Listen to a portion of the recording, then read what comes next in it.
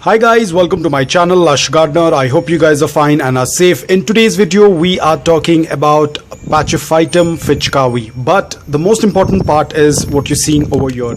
Now this was a gift sent to me by one of my friend and the succulent came in Cocopeat. Now this is something that I wanted to address because a lot of people keep asking me this question as to how come the nursery people tend to keep the succulents alive in Cocopeat, and why do we need to change the soil to make it into a gritty soil mix, whereas the people in the nursery tend to grow them in Cocopeat and it doesn't cause any harm to the succulent. Now first let me address why do they tend to use Cocopeat. Now guys, Cocopeat is very economical for them. They cannot afford to use the type of soil mix that we use. The reason is because they deal with thousands and thousands of succulents. They keep coming into the nursery from one place to another, and for them it's more about selling the plant rather than giving you a succulent in the proper potting mix. Apart from that, Cocopeat is very economical, it is very lightweight, it's very easy for them to transport the succulent from one place to another. Now let's say that if this particular person had to send me these succulents in the proper potting mix of succulents, of the succulent potting mix along with a proper pot, I would have ended up, or the person would have ended up paying so much of postage for this because of the weight. Now over here, I'm not very sure about the weight because I don't have the weighing machine, but I can say this is probably 50 grams, probably around 50, approximately 50 grams. So you can see how light it is. Now we all know that postage usually depends upon a kg, and depending upon the kg. Now imagine if I had to purchase this, and if this would have costed me around a kg, if I had to be charged for a kg, it would have been so expensive. Now because this is only 50 grams, approximately 50 grams, so you can imagine how many succulents can come in 1 kg. It becomes that economical for the seller and even for us, because otherwise we have to end up paying so much of shipping just for the soil and the pot. But over here, because they tend to use Cocopeat, it becomes very economical for them to transport. Apart from that, it's very, very light. Now another important thing is because a lot of nurseries, they do not grow their own succulents. They tend to come in from different cities or from different state. So again over there, these usually come by road. Now there is nobody to water. I don't know how long it takes for them to reach from one nursery to another. Probably it might take 2 days, 3 days. So you can imagine in those days, there is nobody to water this succulent. So that's where this Cocopeat kind of helps. Not a lot, but kind of helps. Now again, it's not that it's just coming from one nursery to another nursery. Probably the nursery that it came from, probably it has come from another nursery. So you can imagine it keeps moving around so much. There's nobody to water them, and that's where this Cocopeat kind of helps it, because it tends to retain moisture. Another important thing, why nursery succulents survive in Cocopeat and why do they die as soon as we get them home. Now remember guys, you go to the nursery, you spend probably 30 minutes, 1 hour, or if you're a crazy plant lover like me, you might end up being there for an hour and a half. But the issue is, you don't know how long the succulent has been in the nursery. Probably you just went there for like 30 minutes and next day probably the succulent has died.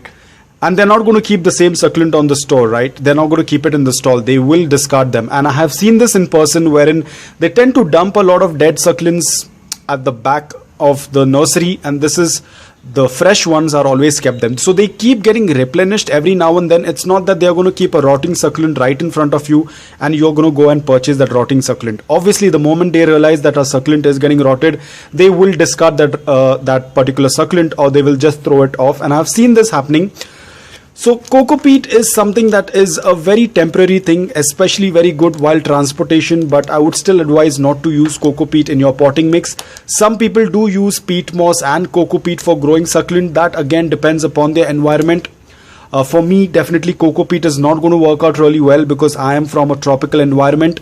Cocopeat will work out really well for other foliage plants, but definitely not for succulents. And you also need to understand, Cocopeat is not a completely decomposed substance. It is a semi-decomposed substance, and very soon it will start to get decomposed. So you can imagine that also adds up to the organic matter to the soil.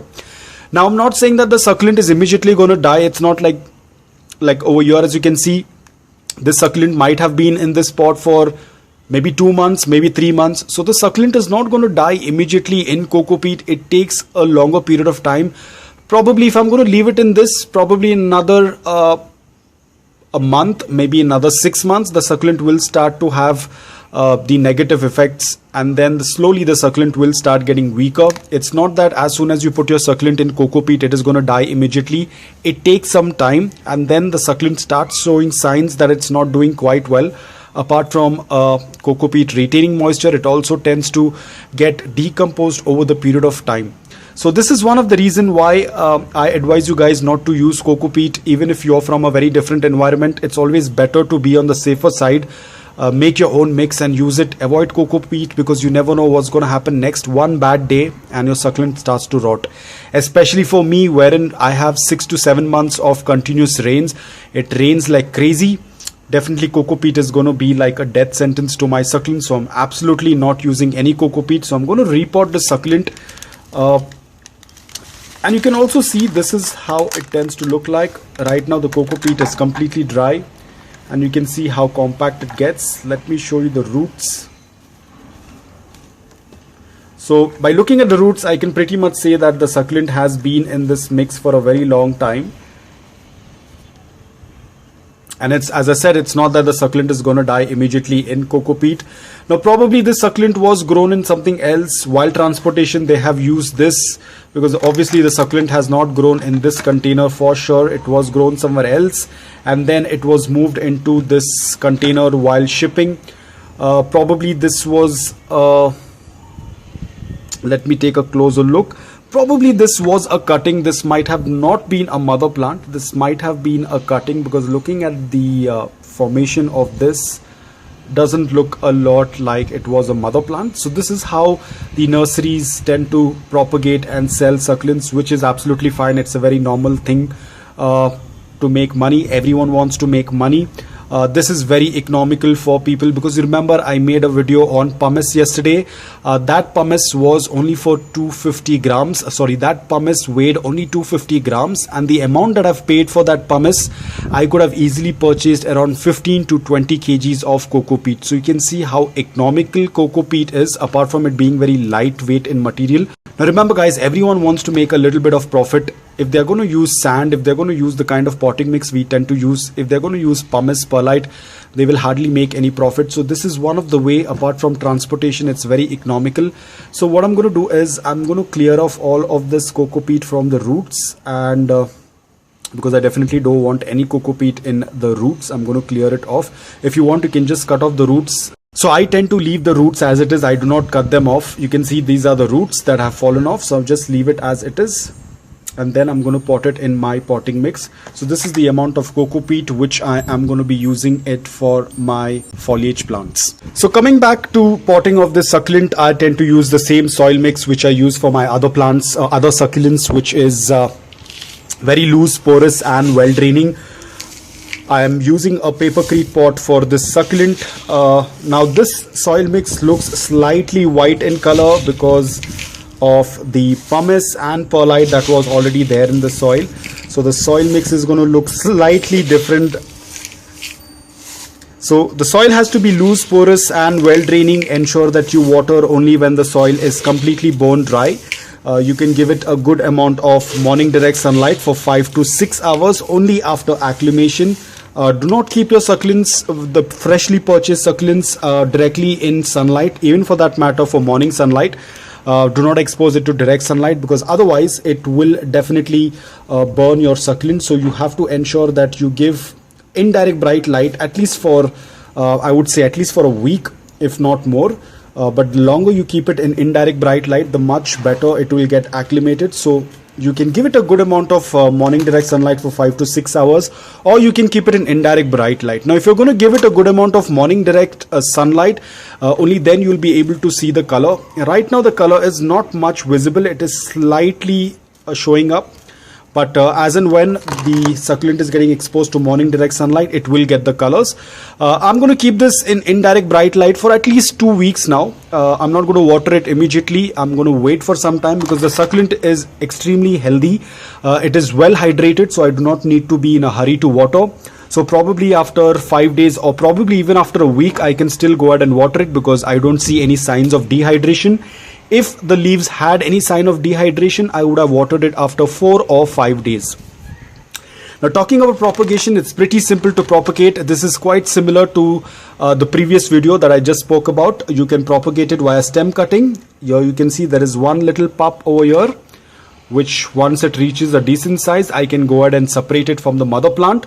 Leaf propagation is possible, beheading is possible, so there are multiple ways of multiplying the succulent. It's an absolutely beautiful succulent.